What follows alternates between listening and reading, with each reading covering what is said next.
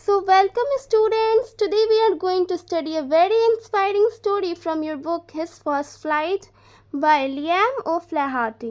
ये कहानी एक यंग सीगल की है जो अपने भाई बहन की तरह उड़ना चाहता है, लेकिन फियर की वजह से वो उड़ान नहीं भर पा रहा है। पेरेंट्स उसे इनकरेज करते हैं, कभी डांटते हैं और कभी भूखा रखकर उसे पुश करते हैं कि तुम उड़ो। स्टोरी हमें यह सिखाती है कि डर हमारे दिमाग में होता है और जब हम एक बार अपने कंफर्ट जोन से बाहर निकलते हैं तो हम अपने अंदर की असली ताकत को पहचानते हैं। So let us begin this wonderful story and try to understand how the little seagull finally overcomes his fear and takes his very first flight. So, his first flight. The young seagull was alone on his ledge. एक छोटा सा seagull एक समुद्री पक्षी है जो एक छोटी सी लेज चट्टान के किनारे पर अकेले था। His two brothers and his sister had already flown away the day before. उसके दो भाई और एक बहन एक दिन पहले ही उड़ चुके थे। He had been afraid to fly with them. लेकिन ये छोटा सीगल उड़ने से डरा हुआ था। Somehow when he had taken a little run forward to the brink of the ledge and attempted to flap his wings, he became afraid. जब भी वो उड़ान लेज के किनारे तक दौड़ते हुए जाता था, अपने विंग्स हिलाकर उड़ने की कोशिश करता था तो उसे डर लगता था और वो डर जाता था बहुत। The great expanse of sea stretched down beneath and it was such a long way down, miles down. नीचे बहुत बड़ा समुंदर था जो माइल्स तक फैला हुआ था और गिरने का डर उसे रोक देता था। He felt certain that his wings would never support him, so he bent his head and ran back to the little hole under the ledge where he slept at the night. उसे लगता था कि उसके wings उसे support नहीं करेंगे, इसलिए वो वापस अपने छोटे से गुफा जैसे होल में चले जाता था जहाँ रात को सोया करता था।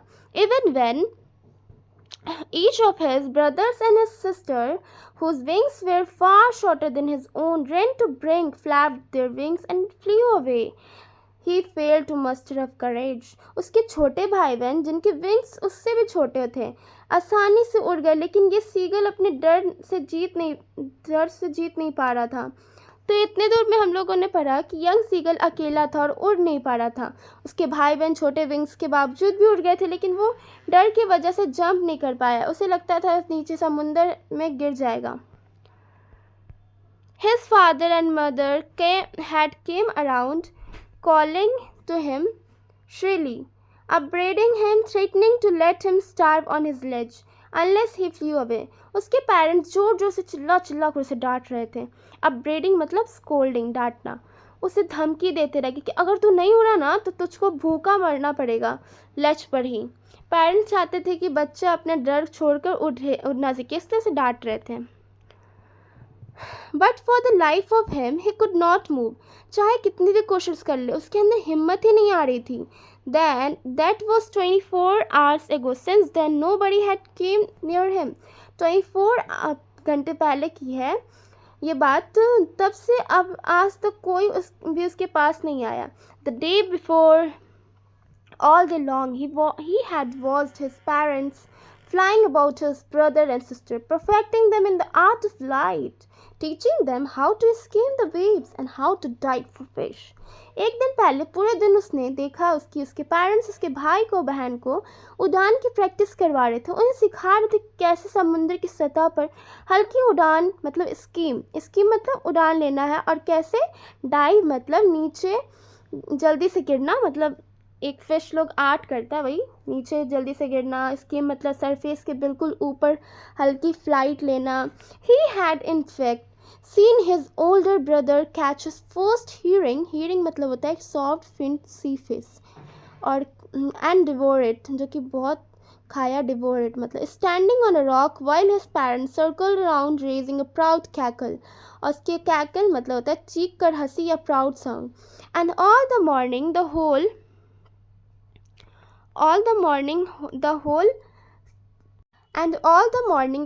family had walked about on the big plateau midway down the opposite cliff, taunting him with his cowardice. सुबह सुबह उसकी पूरी फैमिली उसके सामने वाले क्लिफ पर आकर घूमती रही और उसे डांटा।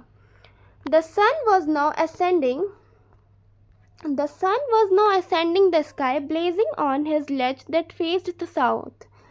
He felt the heat because he had not eaten since the previous nightfall.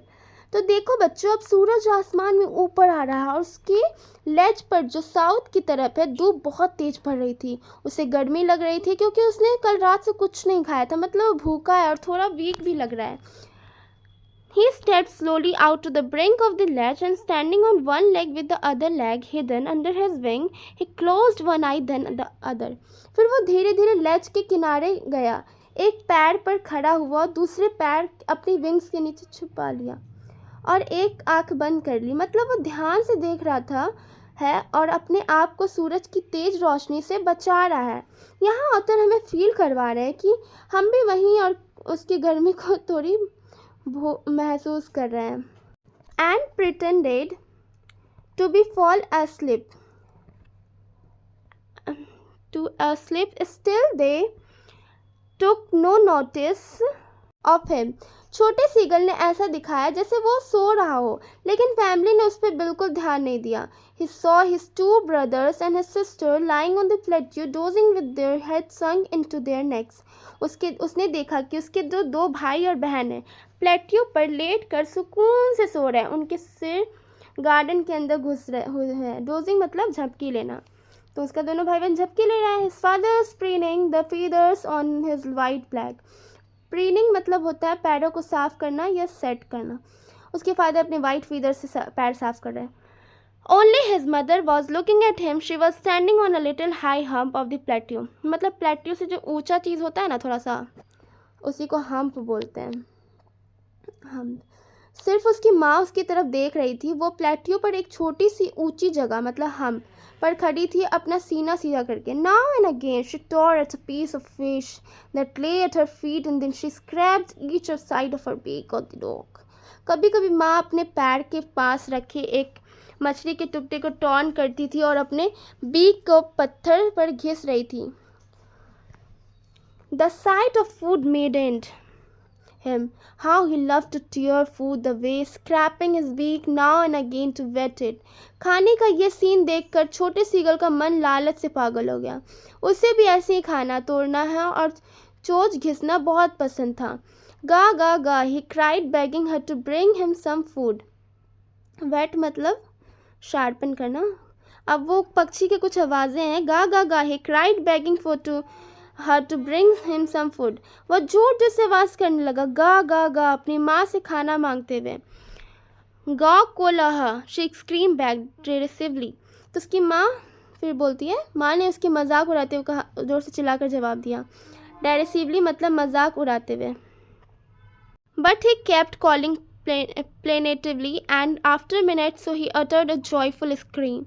His mother had picked up a piece of fish and was flying across to him. He leaned out, eagerly tapping the rock with his feet, trying to get nearer to her as he flew across. उसकी माँ उसको लगता है लालच दे रही है। Young seagull अपनी माँ को देखकर बहुत एक्साइटेड था। वो अपने पैरों से पत्थर पे टैप टैप करते उसके करीब आने की कोशिश, but when she was just opposite to him, she halted, her wings motionless, the piece of fish in her beak almost within reach of his beak. माँ बिल्कुल उसके सामने रुक गई। उसके बीक में एक मछली का टुकड़ा था जो बस उसके बीक के पास ही लग रहा था। He waited a moment in surprise, wondering why she did not come nearer.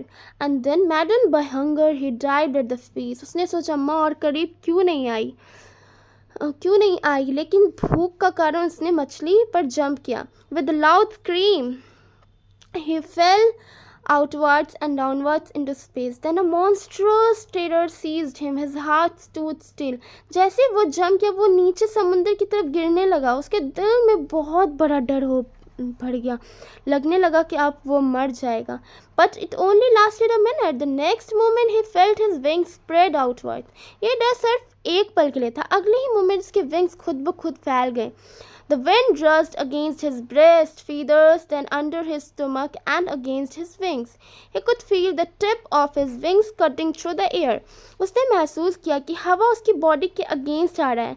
उसके विंग्स हवा को काट रहे हैं। He was not falling headlong now. He was soaring gradually downwards and outwards. He was no longer afraid. अब वो सीधा नीचे गिर नहीं रहा था, बल्कि शोर मतलब आसमान में स्मूथली ग्लाइड कर रहा था. अब उसका डर बिल्कुल भी खत्म हो गया. Then he flapped his wings once and he soared upwards. जैसे उसने एक बार अपने विंग्स फ्लैप किए, वो ऊपर उड़ गया. His mother swooped past him. His father flew over him, his brother and sister flying around him, curveting and banking and soaring and diving. उसके माँ बाप और भाई बहन उसके आस पास उड़ने लगे, उसकी हिम्मत बढ़ा रहे थे. गा गा गा गा गा गा गा को लहा. His mother shook past him, her wings walking in loud noise. देखो बच्चों, यहाँ हम देखते हैं कि माँ बर्ड अपने बच्चे के पास आई और अपने विंग से तेज शोर कर रही थी. बच्चे भी आवाज़ में जवाब देते हैं. मतलब ये कन्वर्सेशन जैसा फूल हो रहा है, जैसे between mother and baby. Author हमें साउंड से सीन महसूस करवा रहे हैं, जैसे हम भी वहाँ हैं और विंग्स की आवाज़ सुन रहे हैं. Then his father flew over him, screaming. He saw his two brothers and his sister flying around him, curveting and banking and soaring and diving. Father भी आ गए हैं और सब परिवार के मेंबर्स उसके पास फ्लाई कर रहे हैं और ट्विस्ट और टर्न करते हुए. Words like curvating, banking, soaring, diving दिखाते हैं कि फ्लाइट का एक्साइटमेंट स्किल कितना ज़्यादा है. बच्चों यहाँ वर्ड सिर्फ फ्लाइंग नहीं दिखाते बल्कि स्पीड और फन भी बताते हैं. Then he completely forgot that he had not always been able to fly and commanded himself to dive and soar and curve, shrieking shrilly. अब बच्चा इतना एक्साइटेड और कॉन्फिडेंट फील कर रहा है कि वो अपनी पुरानी वीकनेस सब भूल गया है. श्रिंकिंग श्रीली मतलब वो बहुत लाउड और खुशी से चीख रहा है, दिखाता है प्योर जॉय का moment. He was near the sea now, flying straight over it, facing straight out over the ocean. He saw a vast green sea beneath him with the little ridges moving over it, and he turned his beak sideways and cawed amusedly. बच्चा समुंदर के ऊपर है और नीचे का view बहुत vast और ग्रीन लग रहा है. रिजेस मतलब छोटी छोटी लहरें और बीक साइडवेज करके कॉ करना मतलब वो एंजॉय कर रहा है, खुशी से रिएक्ट कर रहा है. His parents and his brother and sister had landed on this green flooring ahead of him, the wave beckoning to him. Calling shrilly, he dropped his ledge to stand on the green sea. His legs sank into it. He screamed with fright and attempted to rise again, flapping his wings, but he was tired and weak with hunger and he could not rise exhausted. यहाँ बच्चा अपने family के पास land करने की कोशिश करता है, लेकिन वो ग्रीन सी में डाइव हो जाता है. मतलब वो थोड़ा पैनिक और फियर फील करता है. टायर्ड और वीक विथ हंगर दिखाता है कि अभी भी फिजिकल वीकनेस इसको रोक रही है और वो एग्जॉस्टेड हो गया है. बच्चों, ये सीन हमें थ्रिल और डेंजर का मिक्स दिखाता है, फ्लाइंग का मज़ा भी और इसका रिस्क भी. By the strange exercise his feet sank into the green sea and then his belly touched and he sank no farther. जब वो उड़ान भरकर नीचे आया तो उसके पैर हरा समुद्र ग्रीन सी में गया. फिर उसका पेट पानी में छुआ, लेकिन उसमें डूबा नहीं. मतलब वो फील कर रहा है पानी को, यानी उसने पहली बार एक्सपीरियंस किया कि वो पानी के ऊपर तैर सकता है.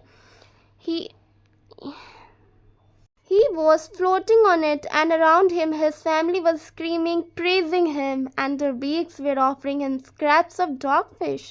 अब वो पानी पर तैर रहा है, फ्लोटिंग. उसके आसपास उसकी फैमिली खुशी से चीख रही थी, उसे प्रेस कर रही थी. उनकी चोंच में डॉगफिश के छोटे छोटे टुकड़े थे जो उसे खिलाने के लिए ला रहे थे. तो ये बहुत ही प्यारा चैप्टर था. सीगल डर के वजह से उड़ नहीं पा रहा था, लेकिन भूख और माँ की चालाक प्लानिंग की वजह से उसने पहला उड़ान भर लिया.